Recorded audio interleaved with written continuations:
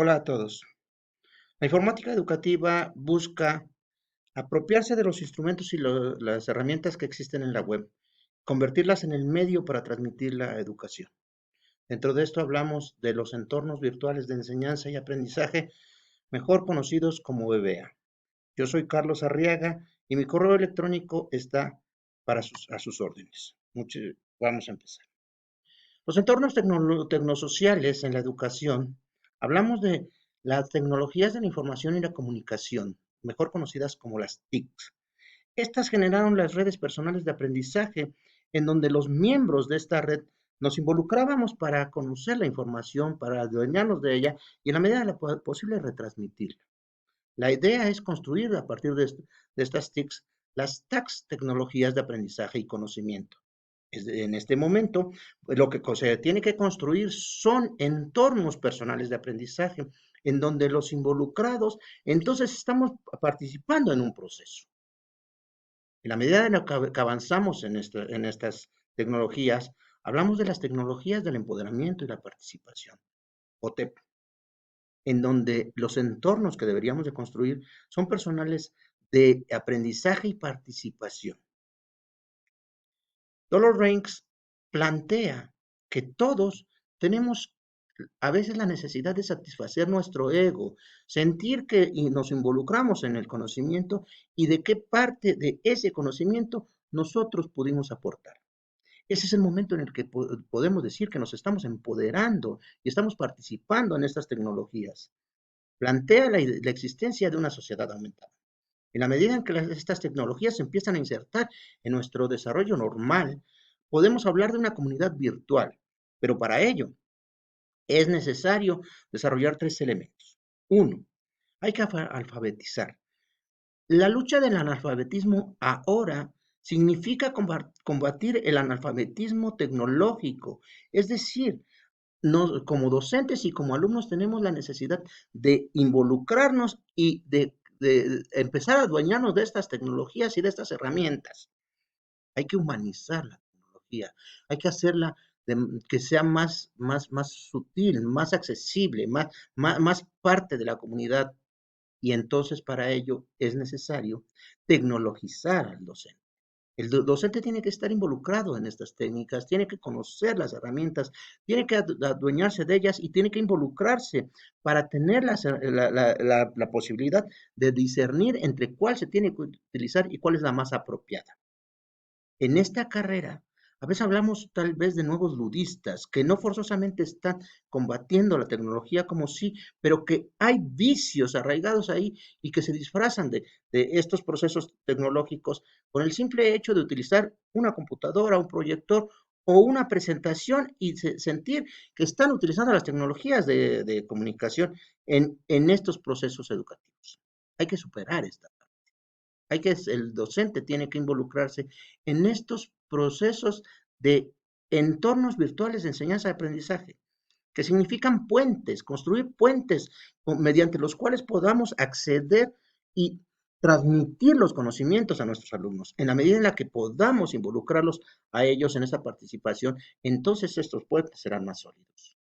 Márquez dice, al igual que construimos en algún momento una cultura del libro, una cultura del documento impreso, una cultura del papel, en donde íbamos a revisar con tinta y a leer lo que había, hay que construir una cultura de la pantalla, en la que, medida en la que los ciudadanos, las personas, podamos involucrarnos con la pantalla y convivir con ella y retroalimentarnos de ella.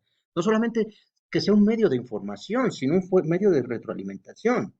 Caleti y Romero dicen que los entornos virtuales de enseñanza-aprendizaje tienen que ver, son instrumentos culturales a los que se acceden a partir de una web.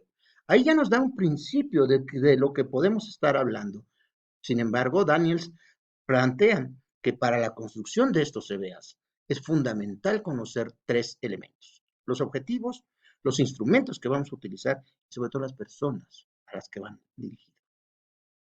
Estos entornos virtuales de enseñanza-aprendizaje que ya están en la web, que son virtuales, tienen una estructura y tienen unos elementos que los conforman. Hay que conocer el desarrollo tecnológico, social y cultural. en la medida nuevamente de las personas, de la comunidad que esté participando en ellos.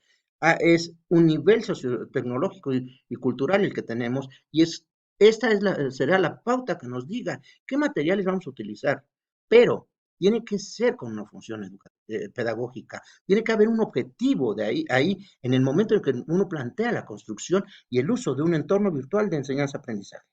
Todos estos elementos se conjugan dentro de un marco organizativo en donde te interrelacionan a partir de esas herramientas y estas técnicas que forzosamente es el docente como instructor y como guía quien está haciendo un papel de facilitador para que el conocimiento se desarrolle.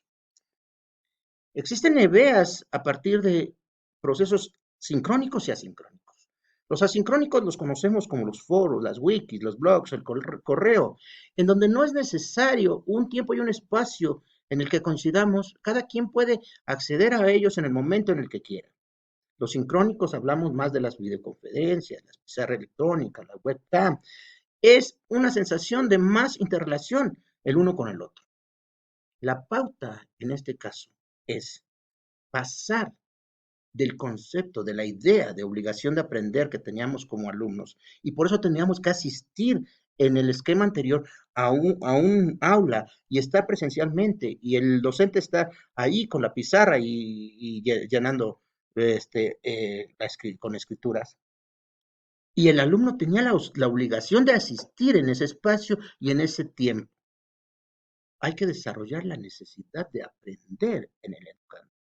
Cuando esto es así, él buscará la forma de apropiarse y entonces participará con más razón en estos ámbitos. Por eso es la diferencia entre EBAs cerrados y abiertos.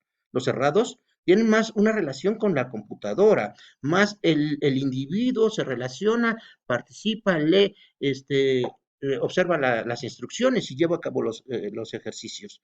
Y en la medida de lo posible, el mismo programa le regresa una observación, una evaluación. Las plataformas abiertas, los EBAs abiertos, están basados en una plataforma flexible en la cual te permite la interacción y la participación de los docentes con los alumnos. Y cada vez el alumno se empieza a involucrar más en la construcción de este conocimiento y ve sus aportes reflejados en él.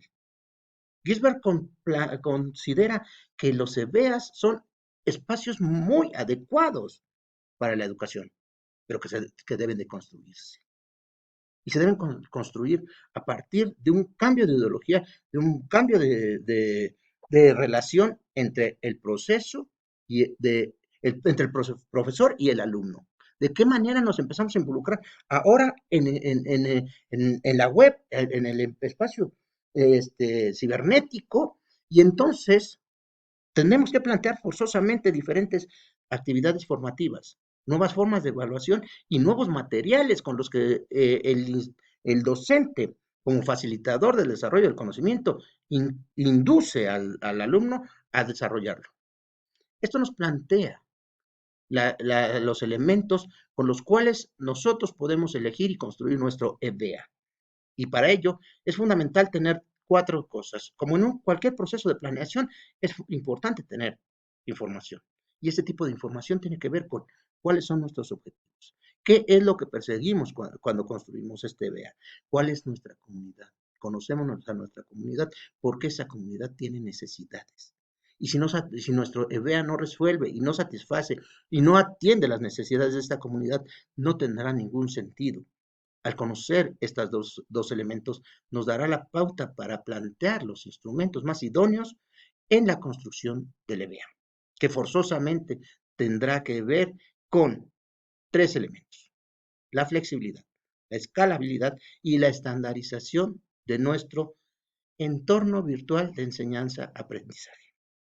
Finalmente, Clark y Mayer plantean que el aprendizaje significativo ocurre cuando el estudiante se involucra apropiadamente en todos los procesos, es decir, él siente que está participando y se da cuenta cómo aporta y cómo los planteamientos que hace se ven involucrados y cómo el conocimiento se construye. Por lo tanto, no es el entorno, no es el EBEA el que resuelve la situación, es el proceso didáctico pedagógico que va inmerso en ese evento.